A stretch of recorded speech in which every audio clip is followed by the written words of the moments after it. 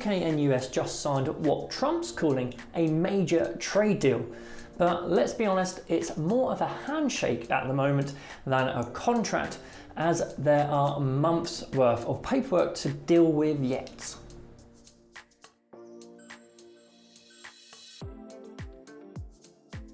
My name is Jack Revis and welcome back to this week's episode of Tax Tidbits, where some of the painful tariffs slapped on UK exports like cars, steel and aluminium are now agreed to be trimmed or scrapped.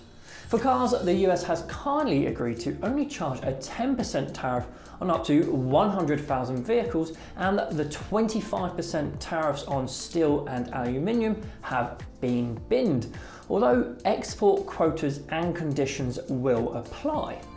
The deal also allows Rolls-Royce engines to fly across the Atlantic tariff-free, and American beef will be easier to ship over here, though no, we will not be letting hormone-pumped beef sneak into our Sunday roast, as UK food safety standards will still be intact.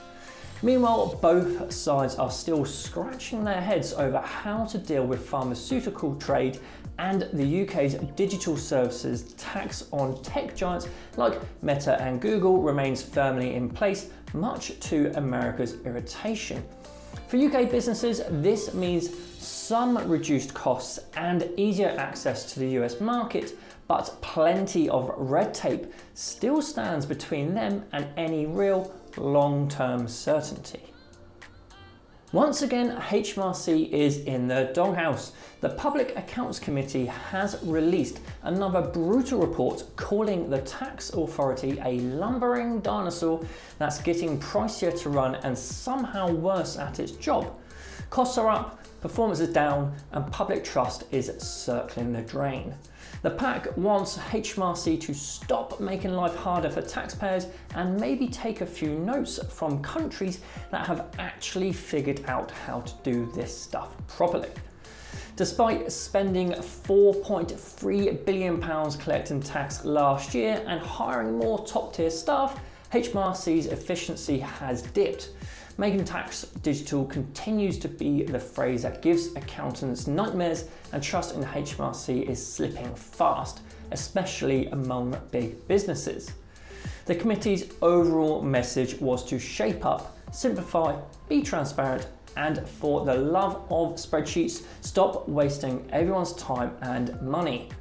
Otherwise, they'll be writing the same angry report again next year.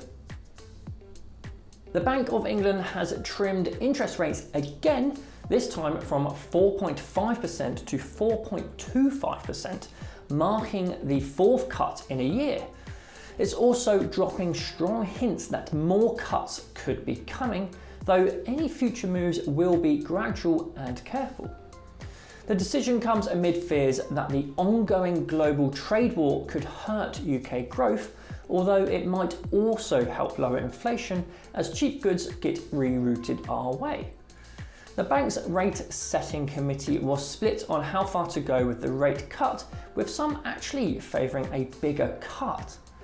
Meanwhile, inflation is expected to spike temporarily due to rising household bills, but should ease later this year.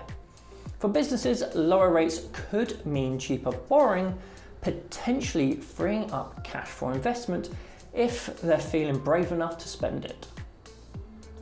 The UK job market's feeling a bit under the weather, with fewer people on company payrolls and a continued drop in job vacancies. Analysts think the recent hike in national insurance and the bump in the minimum wage might be spooking businesses into hitting pause on hiring.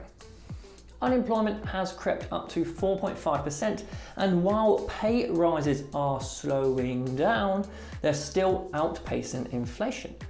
For businesses, it's a juggling act. Costs are up, confidence is down, and hiring someone new might feel riskier than letting your apprentice run the socials unsupervised.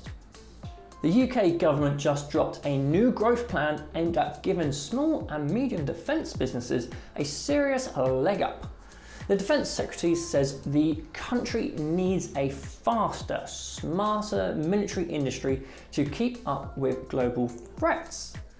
So procurement times are getting slashed. Think tanks and planes are being delivered in 2 years instead of 6. Quicker tech upgrades and faster off-the-shelf purchases. A new innovation body with a £400 million budget is launching by July, along with a pilot defence marketplace to get fresh ideas to reach the front lines faster.